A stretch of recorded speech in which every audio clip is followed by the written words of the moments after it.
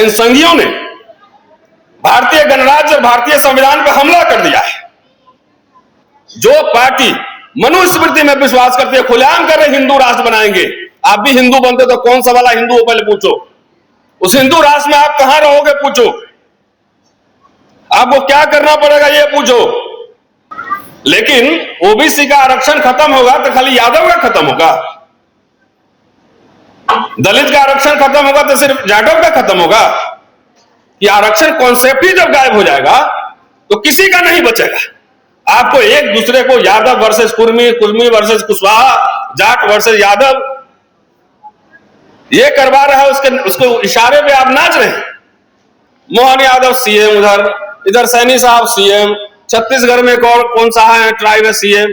हम क्या करेंगे सीएम लेके भाई? हम एमपी लेके क्या करेंगे जब एजेंडा पे तुम उन्हीं के काम करना है। हिंदू राष्ट्र जिसमें एक राजा तो रहेगा, बाकी की पिटाई लगेगी।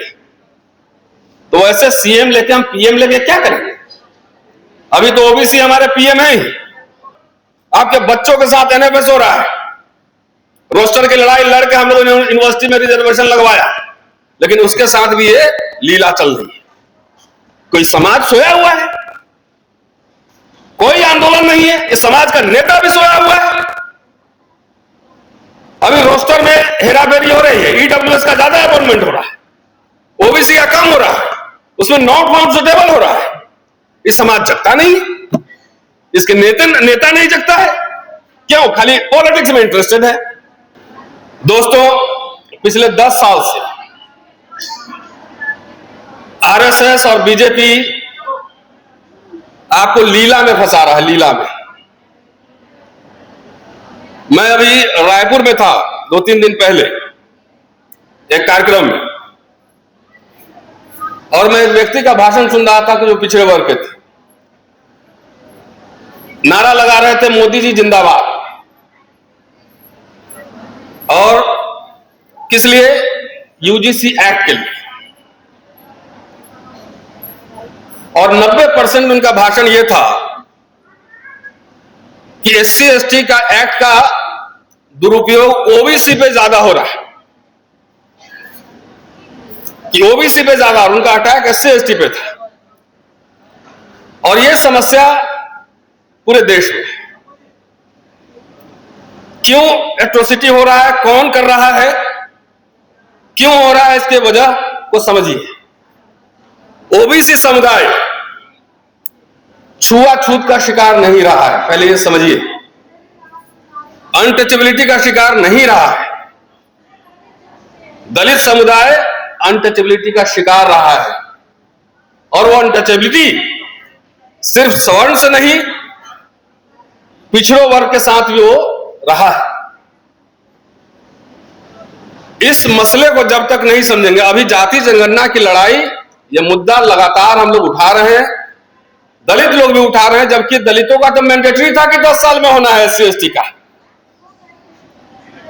मैंडेटरी था, लेकिन इस लड़ाई में एससी एसटी का भी अभी तक नहीं हुआ है।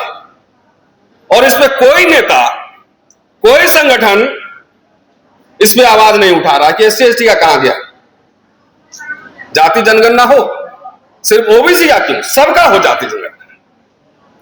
अभी आप इलेक्शन आएगा, नारा लग जाएगा बटोगे तो कटोगे, तो आप लोग बटते नहीं है ना। उस समय तो हिंदू हो जाते हैं, पूरा हिंदू हो जाते हैं ना। मुसलमान दिखा के आपको हिंदू बना लेता है, और उसके बहकावे में, उसके जाल में आप फंसते हैं। अभी यूजीसी एक्ट आया तो कौन बटा है कौन कटा है दिख नहीं गया। उसकी खिलाफत किसने की? मुसलमान ने किया, क्रिश्चियन ने किया, पारसी ने किया, सिख ने किया, किसने किया? ये सवाल अपने आप से पूछिए, क्योंकि मैं समझता हूं कि हमारा समाज गुमराह समाज है, इमोशनल समाज है। अरे असली लड़ाई आरएसएस बीजेपी से है। अगर आपको यूजीसी लगा दिया और जाति जनगणना करा दिया, अभी आरएसएस रिसर्च कर रहा है कि किस जात को कितना टिकट देंगे, उस हिसाब से जाति जनगणना करा भी देगा। इतने सभाओं में लगातार जो मुद्दा हम उठा रहे हैं, शिक्षा और रोजगार का, जाति जनगणना तब तक नहीं होगी तब तक नौकरियां क्या खत्म कर दी जाए? क्या स्कूल कॉलेज यूनिवर्सिटी बंद कर दी जाए? यह सवाल बुनियादी सवाल है। और जाति जनगणना हो भी गया तब क्या? तो आप मोदी जी जिंदाबाद कर लोगे, हम आपके साथ नहीं है। जाति जनगणना हो गया तो आरएसएस जिंदाबाद कर लोगे, यूजीसी एक्ट लागू हो गया तो मोदी जिंदाबाद कर लोगे। अगर यह राजनीतिक समझ है तो मैं ऐसे राजनीतिक समझ के साथ नहीं। पिछड़ा वर्ग का प्रधानमंत्री, पिछड़ा, आप लोग खूब बहुत लोग वोट देते हैं, मैं जानता हूं। मंडल कमीशन वीपी सिंह ने लागू किया, और वीपी सिंह पिछड़ा नहीं थे, वो ठाकुर थे। अर्जुन सिंह ने मंडल 2 लागू किया, वो पिछड़ा नहीं थे, दलित नहीं थे, वो ठाकुर थे। ये समाज किसी को थैंक यू बोलता है कभी? अर्जुन सिंह की जयंती मनाते हैं कभी? पुण्यतिथि मनाते हैं? वीपी सिंह की जयंती मनाते हैं, पुण्यतिथि मनाते हैं। क्यों? क्योंकि आपके जात का आपको एक एमएलए चाहिए, आपको अपने बच्चे के लिए स्कूल कॉलेज नहीं चाहिए, आपको रोजगार नहीं चाहिए, आपको पेंशन नहीं चाहिए। जात का एक नेता देखना चाहता है सिर्फ कि हमारे जात का एक नेता हो जाए और मंत्री हो जाए, उतने में खुश है। हम लोग क्यों इतना टाइम खराब कर रहे हैं? रोज कहीं यहां प्रोग्राम है, कहीं वहां प्रोग्राम है। अरे जाति जनगणना होगी, देखा जाएगा कैसे, लेकिन तब तक शिक्षा और रोजगार पे आंदोलन तो करो। आपके बच्चों के साथ एनएफएस हो रहा है, रोस्टर की लड़ाई लड़के हम लोगों ने यूनिवर्सिटी में रिजर्वेशन लगवाया, लेकिन उसके साथ भी ये लीला चल रही है। कोई समाज सोया हुआ है? कोई आंदोलन नहीं है। इस समाज का नेता भी सोया हुआ है।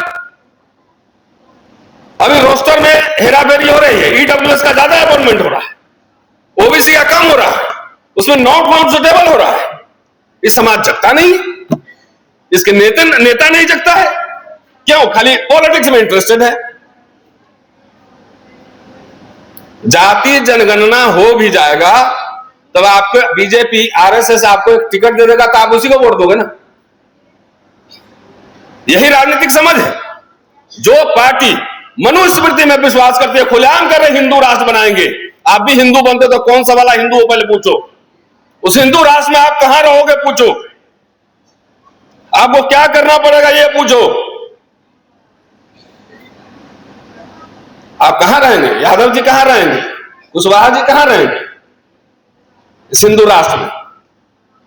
तो अगर यह समझ बनती है, मुझे पता है, मैं घूमता रहता हूं, नौकरी खत्म हो गया, पेंशन खत्म हो गया, सबसे ज्यादा इसकी मार किस पे पड़ी है? नेता एक बन सकता है, नौकरी 1 लाख लोग कर सकते हैं। एक नेता बन सकता है ना, 545 ही मेंबर ऑफ पार्लियामेंट होंगे, मैक्सिमम 6000 एमएलए होंगे। नौकरियां तो लाखों लाख होती है, उसी से ये मिडिल क्लास बना है, उसी से आपका पैंट शर्ट सिले गए। लेकिन जिसको देखो, मैं एक एग्जांपल देता हूं बार बार कि मैं आपसे पूछूंगा कि आपके प्रोफेसर की नौकरी लगानी है, विधानसभा का टिकट देना, दोनों में से कौन लोग? तो हमारा आदमी बोलेगा कि हमको विधानसभा का टिकट दो, प्रोफेसर की नौकरी नहीं लगा। और ब्राह्मण समुदाय से पूछेंगे कि प्रोफेसर की नौकरी दे रहे हैं, विधानसभा का टिकट दे रहे हैं, क्या लोगे? वो पहले प्रोफेसर की नौकरी लगा। अब बोलेगा कि बाद में हम चुनाव लड़ लेंगे, पहले परमानेंट नौकरी तो मिल जाए हमें।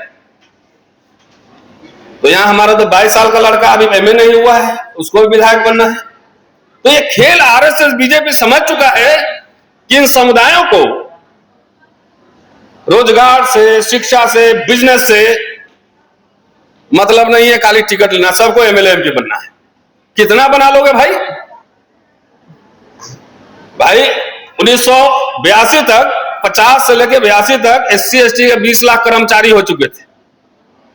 20 लाख कर्मचारी का 20,000 से गुना कर दो, कितने हजार करोड़ में पहुंच जाएंगे? पहुंचेंगे ना। करोड़ों रुपए आपके घर में आ रहे हैं नौकरी से, पूरा परिवार पलता है। 30 साल 35 साल नौकरी करते हो, आरएसएस वो जड़ काट रहा है, स्कूल कॉलेज यूनिवर्सिटी बंद कर रहा है, बर्बाद कर रहा है, लेकिन इस पे आंदोलन नहीं। लगातार अबाध निजीकरण हो रहा है। हिस्सेदारी कहां? सरकारी संस्थानों में ना। आपको तो पहले एससी एसटी की लड़ाई लड़नी चाहिए थी, सबसे ज्यादा विक्टिम वो है, तो आप कंपटीशन भिड़ाने चल दिए उसमें। पहले जो दमित है, पहले जो सबसे ज्यादा भूखा है उसको खाना मिलेगा ना, तो आप कंपटीशन भिड़ा देते हो। भाई कम से कम इस बार तो मैंने देखा लोकसभा में अखिलेश जी ने 2 टिकट जनरल में दिया था दलित समुदाय। अच्छी पहल है। एससी रिजर्व पे एससी क्यों लड़ेगा, और जगह क्यों नहीं लड़ेगा? Open for everyone. मेरा आग्रह है कि जाति जनगणना हो जाए, तो क्या आप बीजेपी को शुक्रिया बोलोगे, जय मोदी जी करोगे? ये मुझे पता है ये होगा। लोग कर रहे हैं एक टिकट के लिए, ईमान बेच रहे हैं, ईमान बेच रहे हैं टिकट के लिए। इसलिए मैं इस मंच से मैं आपको आगाह कर रहा हूं कि अगर आपकी पॉलिटिक्स लार्जर परिप्रेक्ष्य में नहीं है, तो इस जनगणना का भी कोई मतलब नहीं होगा। हर जगह नहीं देखते हो, कहीं यादव वर्सेस रेस्ट, कहीं जाट वर्सेस रेस्ट, कहीं जाटव वर्सेस रेस्ट करता है। लेकिन ओबीसी का आरक्षण खत्म होगा तो खाली यादव का खत्म होगा, दलित का आरक्षण खत्म होगा तो सिर्फ जाटव का खत्म होगा? कि आरक्षण कॉन्सेप्ट ही जब गायब हो जाएगा तो किसी का नहीं बचेगा। आपको एक दूसरे को Yadav versus Kurmi, Kurmi versus Kushwaha, Jat versus Yadav ये करवा रहा है, उसके इशारे पे आप नाच रहे हैं। तो इसका मतलब ये है ना, हर जगह क्या कर रहा है? मोहन यादव सीएम, इधर सैनी साहब सीएम, छत्तीसगढ़ में कौन सा है ट्राइब है सीएम। हम क्या करेंगे सीएम लेके भाई? हम एमपी लेके क्या करेंगे जब एजेंडा पे तुम उन्हीं के काम करना है? हिंदू राष्ट्र जिसमें एक राजा तो रहेगा, बाकी की पिटाई लगेगी। तो ऐसे सीएम लेके हम पीएम लेके क्या करेंगे? अभी तो ओबीसी हमारे पीएम है, तो इनसे क्यों नहीं पूछते हो कि बीपी सिंह ने मंडल 1 लाया और कांग्रेस पार्टी ने मंडल 2 लाया, तो आपने कौन सा लाया? कि आपने मंडल को तो पूरा कमंडल में डाल दिया। तो ये सवाल हमें पूछना है, बार बार पूछना है। और जब तक आप anti RSS, anti BJP position नहीं लोगे, कास्ट सेंसस हो भी जाएगा, यूजीसी लागू हो भी जाएगा, सब कुछ हो भी जाएगा, तब भी इसका कोई मतलब नहीं। ये उसी तरह से होगा जैसे कुल्हाड़ी में लकड़ी का बेट लगा रहता है, वही जो है पेड़ काटता है। आप खुद अपना पेड़, अपना वृक्ष खुद काटोगे। इसलिए हर मंच का इस्तेमाल, 10 साल से क्या हो रहा है इस मुल्क में पता नहीं। आप सोचो, मैंने कहा लीला, मोदी जी को इतनी गालियां दी गई, जूते से मारे गए, तेली कहा गया, क्या क्या कहा गया, अमित शाह को पुतले फूके, जूते से मारे पोस्टर, देखा वीडियो वायरल। वो कौन लोग हैं? वो उन्हीं के समर्थक हैं। आप क्या समझ रहे हो कि वो मोदी को वोट नहीं देगा? क्या समझ रहे हैं? गाली भी देगा, मारेगा भी, लेकिन वोट देगा वहीं पे देगा,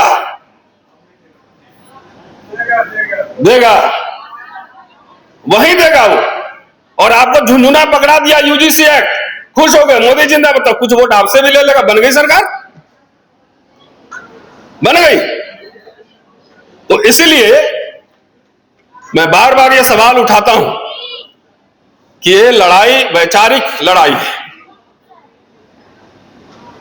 ये लड़ाई भारतीय गणराज्य, भारतीय संविधान बनाम मनुस्मृति बनाम तथाकथित हिंदू राष्ट्र की लड़ाई है। इस दोनों के बीच में लड़ाई है। इन संघियों ने भारतीय गणराज्य और भारतीय संविधान पर हमला कर दिया है। संवैधानिक संस्थाएं ध्वस्त हो गई, ध्वस्त की जा रही। इलेक्शन कमीशन कैसे काम कर रहा है आप देख नहीं रहे? यूजीसी एक्ट पे कोर्ट के निर्देश पर वो यूजीसी आ रहा है, यूजीसी नियम 26, और वही कोर्ट 4 दिन बाद उसको स्टे कर देता है। सरकारी वकील वहां अटॉर्नी जनरल एक लाइन नहीं बोलता है। ये समझ में नहीं आ रहा, लीला है। आपको झुंझुना पकड़ाया है कि देखो तुम्हारे लिए हम यूजीसी का नियम लाए हैं 2026, लेकिन लागू नहीं करेंगे। तो इसलिए अगर मैं बार बार कह रहा हूं कि जब तक ये आरएसएस लेड बैक्ड बीजेपी सरकार को हराओगे नहीं, कास्ट सेंसस करावेगा, आपके जात का एक टिकट दे देगा और बाकी स्कूल कॉलेज नौकरी सब खत्म कर देगा। अभी जो लोग हिंदू राष्ट्र बनाने में मजे ले रहे थे ना,